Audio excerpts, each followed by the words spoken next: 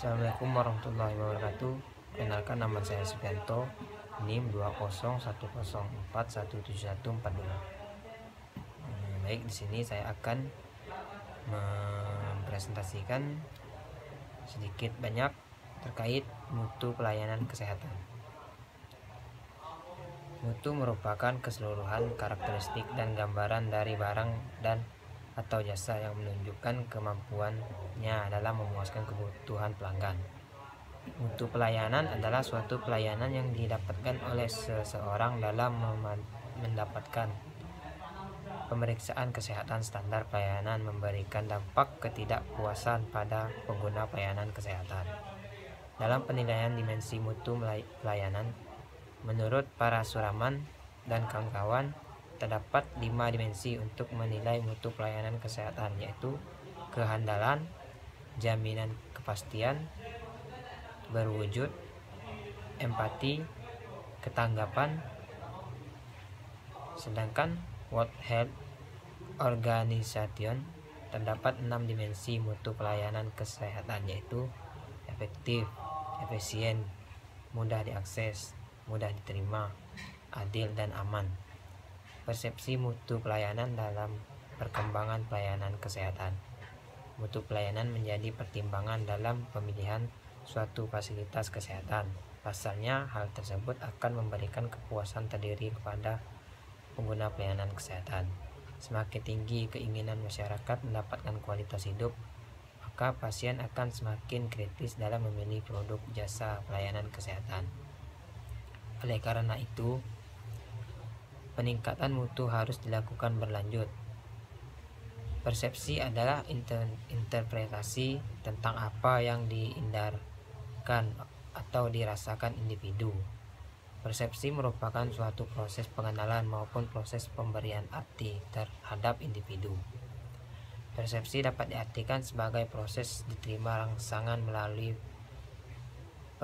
panca indera yang didahului oleh perhatian, sehingga individu mampu mengetahui, mengartikan, dan menghayati tentang hal yang diamati, baik yang ada di luar maupun yang ada di dalam diri individu tersebut. Syarat pokok pelayanan kesehatan menurut Anzwar. Dalam pelayanan kesehatan terdapat beberapa syarat yang sebaiknya terpenuhi. Syarat yang dimaksud ialah tersedia dan berkesinambungan, dapat diterima dan wajar, mudah dicapai, mudah dijangkau, dan bermutu. Program menjaga mutu merupakan kegiatan yang terencana dan sistematis yang perlu dilakukan dan dalam rangka untuk mencapai keluaran yang meyakinkan. Sedangkan menurut Donna Bedian, program menjaga mutu adalah upaya menelaah secara periodik berbagai perihal yang mempengaruhi pelayanan, melakukan pemantauan terhadap pelayan sedemikian rupa sehingga berbagai kekurangan dan penyebabnya dapat diketahui, sehingga upaya perbaikan dapat dilakukan demi menyempurnakan taraf kesehatan dan kesejahteraan.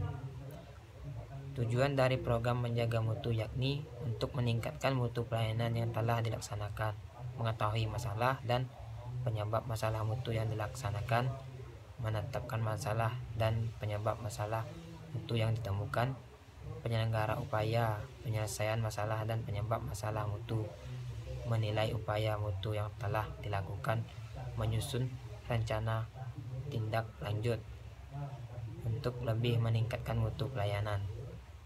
Manfaat dari program menjaga mutu adalah meningkatkan efektivitas pelayanan, meningkatkan efisiensi pelayanan, meningkatkan penerima masyarakat terhadap pelayanan, melindungi pelaksana pelayanan dari kemungkinan adanya gugatan hukum. Untuk menjaga mutu pelayanan, ada beberapa kegiatan yang harus dilakukan. Kegiatan tersebut ialah kegiatan persiapan dan melakukan kegiatan pelaksana. Kepuasan pasien. Kepuasan adalah tingkatan keadaan yang dirasakan seorang yang merupakan hasil dari membandingkan penampilan atau outcome produk yang dirasakan dalam hubungannya dengan harapan seseorang.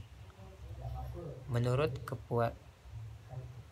manfaat kepuasan pasien menurut Jiptono dan Anastasia, dikutip dari Indrasari 2020, bahwa manfaat dari kepuasan pasien adalah: 1. Meningkatkan hubungan antara pemberi pelayanan dan pasien menjadi harmonis. 2. Memberikan dasar yang baik pada kunjungan ulang pasien. 3. Terciptanya loyalitas pasien. 4. Membentuk rekomendasi dari mulut ke mulut yang menguntungkan pemberi pelayanan. 5. Citra pemberi pelayanan menjadi baik. 6. Meningkatkan jumlah pendapatan pengukuran kepuasan pasien untuk menentukan seberapa besar kepuasan terhadap suatu pelayanan yang didapatkan. Pengukuran kepuasan dapat dilakukan dengan 4 cara, yakni: 1. Sistem keluhan dan saran. 2. Survei kepuasan konsumen. 3. Ghost shopping atau mystery shopping. Dan 4. Analisis pasien yang beralih. Selanjutnya, faktor-faktor yang mempengaruhi kepuasan pasien. Menurut Philip Kotler dan Kevin Lane Keller, terdapat 5 faktor yang mempengaruhi tingkatan kepuasan, yakni: kualitas produk dan jasa, harga, kualitas pelayanan, emosional, dan biaya. Sedangkan menurut Wijono, faktor yang mempengaruhi kepuasan pasien antara lain: 1. Pendekatan dan perilaku petugas, perasaan pasien terutama saat pertama kali datang. 2. Mutu informasi yang diterima, seperti apa yang dikerjakan, apa yang dapat diharapkan. 3. Prosedur perjanjian. 4. Waktu tunggu. 5. Fasilitas umum yang tersedia. 6. Fasilitas perhotelan untuk pasien seperti mutu makanan, privasi, dan pengaturan kunjungan. Terakhir, outcome terapi dan perawatan yang diterima. Sekian presentasi dari saya, kurang lebihnya mohon maaf. Jika ada kata yang salah, mohon dimaafkan. Terima kasih.